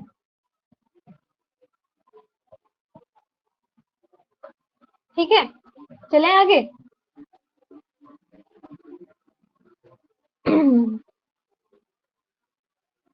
बाकी ये जो है, ये क्या है देख लो, थोड़ा सा बता दूं, थोड़ा थोड़ा सा बता दूंगी, आप लोग खुद से ही पढ़ाई करेंगे तभी जाके समझ पाएंगे। बिल्कुल देव प्रसाद, आगे जा रहे हैं हम लोग, सर्वेलम के फंक्शन के बारे में बिल्कुल पढ़ाई करेंगे, ठीक है। धीरे धीरे हम लोग जा रहे हैं, अभी आगे जाएंगे, ठीक है। तो ये जो है आप लोग देख सकते हो, जो लोब हमारा डिवाइड हुआ है, ठीक है, लोब जो हमारा डिवाइड हुआ है, सेरेब्रल हेमिस्फीयर जो डिवाइड हुआ है यहीं पे, जैसे कि आप लोग देख पाते हो, frontal lobe, temporal lobe, occipital lobe and parietal lobe, इस चीज के बारे में पूछता है क्वेश्चन, इस चीज के बारे में पूछता है क्वेश्चन। फ्रंटल लोब जो होता है, इधर से देख लो थोड़ा सा, कहाँ पे प्रेजेंट है फ्रंटल लोब, कहाँ पे प्रेजेंट है? फोर ब्रेन में। इमेजिन करो इस चीज को, एनाटॉमी फिजियोलॉजी को खुद को इमेजिन करो, ब्रेन है, फोर ब्रेन है, फोर ब्रेन का फ्रंटल लोब जो है, frontal lobe is the region for speech, facial muscular activities, as well as higher mental activities. Forebrain में जो फ्रंटल लोब है उसका क्या काम है, देखा सब लोगों ने? देखा क्या सब लोगों ने? बताइए थोड़ा सा, देखा क्या सब लोगों ने? देख लो थोड़ा सा अच्छे से, फ्रंटल लोब में क्या क्या प्रेजेंट होते हैं, हुआ। उसके बाद नेक्स्ट दिया गया है टेम्परल, टेम्परल यानी हियरिंग, यहीं पे लिखा है, थोड़ा सा कैसे याद रखना है देख लो। टेम्परल यानी hearing, temporal lobe is the region of auditory receptor, auditory receptor कहाँ पे आप लोगों का प्रेजेंट है, यहीं पे देख लो थोड़ा सा कि कहाँ पे आप लोगों का टेम्परल लोब प्रेजेंट है, टेम्परल हियरिंग, हुआ। थोड़ा सा खुद को इमेजिन करो।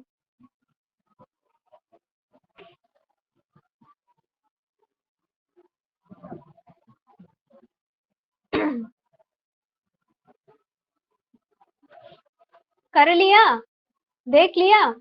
उसके बाद नेक्स्ट दिया है ऑसिपिटल, ऑसिपिटल यानी अपने आंखें, जो जैसे कि आप लोग देख पा रहे हो उसके पीछे वाला हिस्सा, ठीक है। ऑसिपिटल कहाँ पे है? ऑसिपिटल थोड़ा सा देख लो, ऑसिपिटल कहाँ पे है? इधर, ऑसिपिटल लोब इधर है। ऑसिपिटल लोब जो है साइट के लिए यानी देखना, occipital lobe is the region for visual reception, यानी आप लोग जो अच्छे से देख पा रहे हो, विजुअल रिसेप्शन जो रिसेप्टर जो है आप लोगों का अच्छे से, आप लोगों का आई साइड का जो लोब है, ये कौन सा है? ऑसिपिटल लोब, हुआ। ये कौन सा लोब है आप लोगों का? ऑसिपिटल लोब,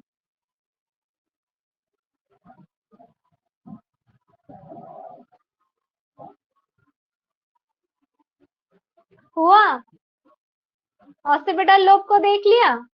चलिए, उसके बाद नेक्स्ट जो दिया गया है आप लोगों को, पैराइटल लोब दिया है ना। पैराइटल लोब जो दिया है उस पर क्या लिखा है?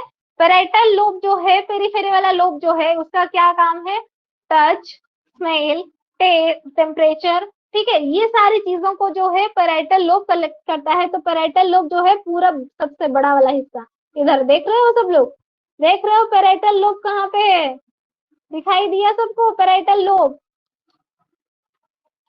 है ना। पैराइटल लोब जो है ये आपके टच को, स्मेल को, टेम्परेचर को, एज वेल एज आप लोगों का कॉन्सियस एसोसिएशन जो भी होता है, आप लोग कॉन्सियसली क्या करोगे क्या नहीं करोगे, ये चीज आप लोगों का कहाँ पे हो जाएगा? पैराइटल लोब में। हुआ? थोड़ा सा इस चीज को, यहाँ पे टच, स्मेल और टेस्ट भी लिखा है, थोड़ा सा देख लो इस चीज को। 1-2 मिनट यहीं पे क्लास पे ही ये चैप्टर खत्म कर दो, ताकि उसको बाद में और फिर से पढ़ना ना पड़े। डायरेक्टली उसके बाद एमसीक्यू में आप लोग चले भी जाओगे तो भी चलेगा।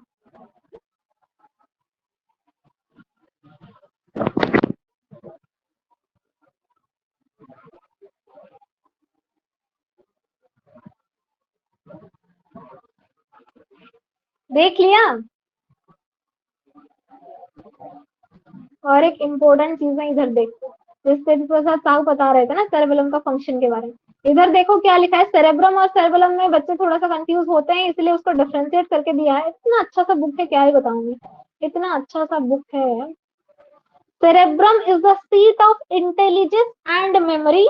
Cerebrum is the seat of intelligence and memory. और उसके बाद नेक्स्ट दिया गया है, cerebellum coordinates muscular activity as well as it maintains equilibrium of the body. Equilibrium chapter maths में पढ़ा था 7-8 क्लास में स्कूल में। इक्विलिब्रियम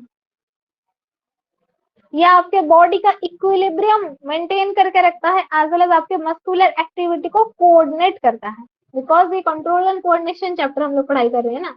उसके बाद सेरेब्रम जो है ये इंटेलिजेंस एंड मेमोरी के लिए सीट है, एज वेल एज ये क्या कंट्रोल करता है, movement, speech, sight, smell, taste, hearing, as well as intelligence etcetera. हुआ? देख रहे हो सब लोग या फिर नहीं?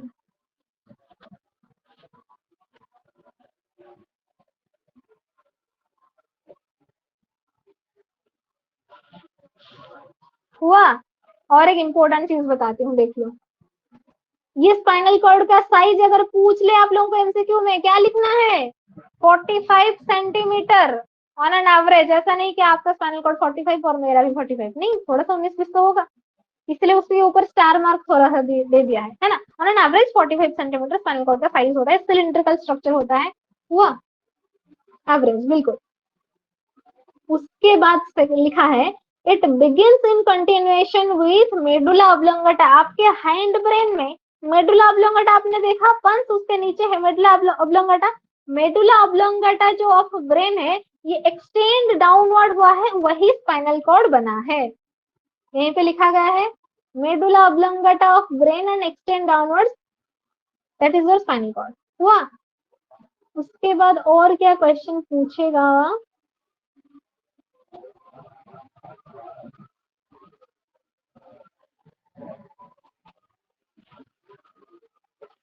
उसके बाद पेरिफेरल नर्वस सिस्टम आ गया। पेरिफेरल नर्वस सिस्टम में वॉल्यूंटरी, इनवॉल्यूंटरी हम लोगों ने देखा था।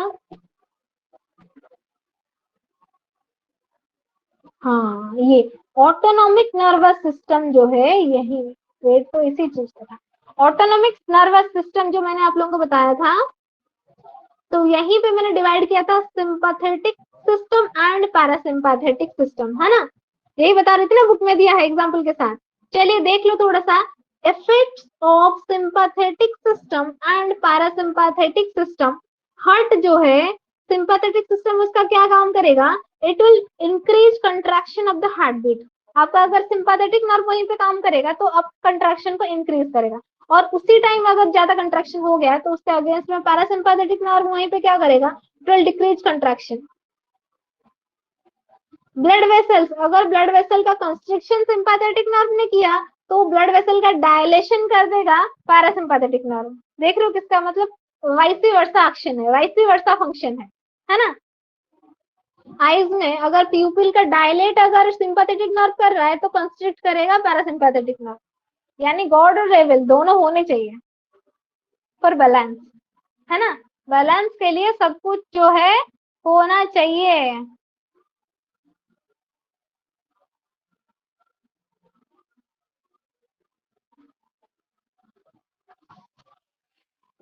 उसके बाद और क्या है, इस चीज को आप लोग तो पढ़ चुके हैं ऑलरेडी।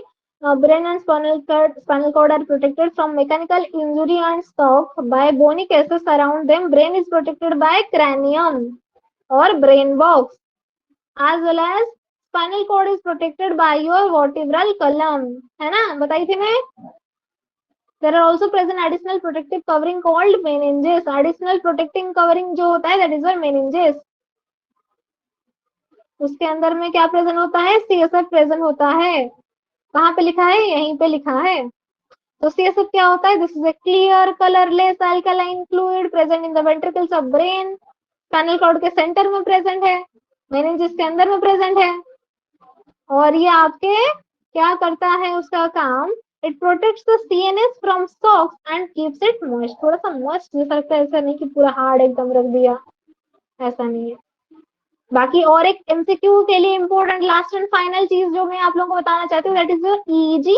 ईईजी होता है इलेक्ट्रोएन्सेफेलोग्राम, ब्रेन का होता है, ठीक है। ईसीजी नहीं होता। ईसीजी और ईईजी में डिफरेंस होता है, आप लोगों ने टेस्ट किया होगा तो जानते होंगे। ईसीजी आप लोगों के हार्ट में होता है, ठीक है, इलेक्ट्रॉन कार्डियोग्राफी। और बाकी ईईजी होता है इलेक्ट्रोएन्सेफेलोग्राफ। ये एक इंस्ट्रूमेंट होता है which records the electrical activity of the brain in the form of a graph, ठीक है, of electrical potential generated by, जो भी आप लोगों को ईजी से याद रखना है, ब्रेन के लिए होता है। हुआ? और बाकी ये समरी आप लोग पढ़ लेंगे। ये समरी जो चीजें मैंने आप लोगों को बताया उसी चीज का समरी यही है। बाकी केमिकल कोऑर्डिनेशन तो होता है एंडोक्राइन सिस्टम से, बाकी ये चीज तो आप लोगों ने देख लिया होगा, उसमें और कुछ बड़ी बात है नहीं। चलिए, आज का क्लास सबको समझ में आया?